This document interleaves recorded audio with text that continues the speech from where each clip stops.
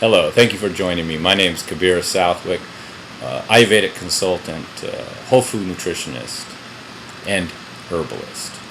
I would just like to say that I'm in practice. I'm dealing with clients on a daily basis, helping them with a wide range of digestive conditions and health conditions, from weight to high blood pressure to unstable blood sugar, inflammation, joint pain, arthritis, fibromyalgia, and a whole range of chronic health conditions. So my experience comes not from research directly, but from my experience with my clients. I've been involved in alternative healthcare for almost 30 years and been in practice for almost 20.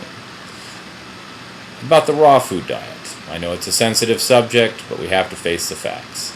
It's not a long-term viable diet. Those who advocate it are obviously authors and speakers. I don't know any of them who are actual practitioners meeting on a daily basis with their clients, helping them to recover from chronic health conditions with this diet. However, I will say for the raw food diet that it is a therapeutic diet. It's a helpful diet, obviously removing animal proteins and other foods can be very beneficial. Increasing the amount of vegetables in the diet can be very beneficial. However, to advocate that everyone should follow this diet or that it's the best diet for human beings is absurd, to say the least. If you are practicing and dealing with patients on a daily basis, you will find that many people do very poorly on a raw food diet. For example, if you have an underweight person who's thin and has a tendency to have cold hands and feet and a lower body temperature, their condition will only become worse with raw foods. And if you have a person with almost any digestive conditions, irritable bowel, leaky gut syndrome, even just gas and bloating and a sensitivity to high sulfur foods that create gas, then cooked foods, steamed vegetables in particular, will be much easier for them to digest. Look at a young child or an older person. When their digestive system is either not developed yet or becoming weak due to old age, they're unable to have large amounts of raw vegetables. So cooked is always easier. Cooked breaks down the food in a way that makes it easier to digest. It actually takes more energy and more effort to digest raw food. Now in Ayurveda, as you know, there's many different types of digestive systems. And there is one type, the Pitta digestive system, which is a person who has a warmer body temperature, strong appetite, strong digestive capacity, we could say, and good stomach acids. You can recognize these people. They're very fit. The Greeks called them the mesomorph, and they have a very good and robust digestive system. And they also are running quite warm. So for this particular type of digestive system, Ayurveda, 4,000 years ago, advocated that this particular person with this digestive system type, the Pitta type, consume large amounts of raw vegetables, and it's preferred over cooked vegetables for this particular body type, particularly in the summer when there is heat. However, in the winter, if this person was in a colder climate, obviously cooked foods would be more suitable. Also, for weight loss, removing most animal proteins and going somewhat in the direction of a raw food diet by increasing the vegetables is very effective. It's a detoxifying diet. It's a therapeutic diet. It's not a lifetime solution to your health.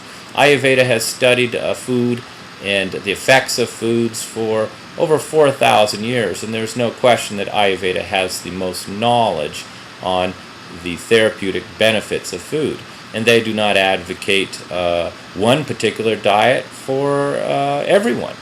Based on your digestive system type will dictate the type of diet that is most suitable for you, and the season and the temperature, and of course your health condition.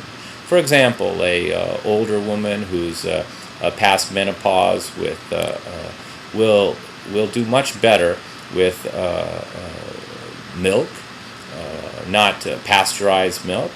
I do understand the harm of pasteurized and homogenized milk, and this is often results in a allergic reaction. However, raw milk is very beneficial.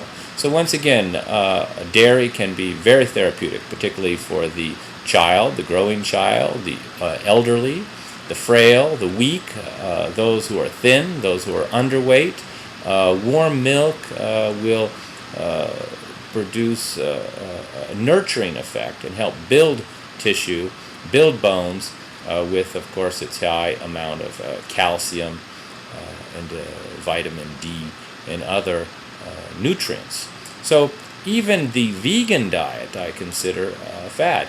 If we look at diets around the world, and I have traveled to 64 countries in the world, you'll find that all throughout the world, whether you're in the middle of the Sahara Desert or you're up in Tibet, everybody's cooking their food. Everybody sits around a pot, everybody cooks up their food, and it does appear that the human body has clearly become more accustomed to food. And there are many, we could call anti-nutrients that are unhealthy and even poisonous when food is not cooked. So this is why traditionally all the grains have been cooked to make them more digestible and give us the nutrients we want. Now I know the health food, or I should say raw food advocates talk about the plant enzymes, but this is a fallacy that we need plant enzymes. Plant enzymes are for plants. Our body produces its own digestive enzymes, and these plant enzymes do not help us digest food. They do not help us to digest the plants themselves. In fact, when they're raw, they're harder to digest, and they take more digestive enzymes from our own body.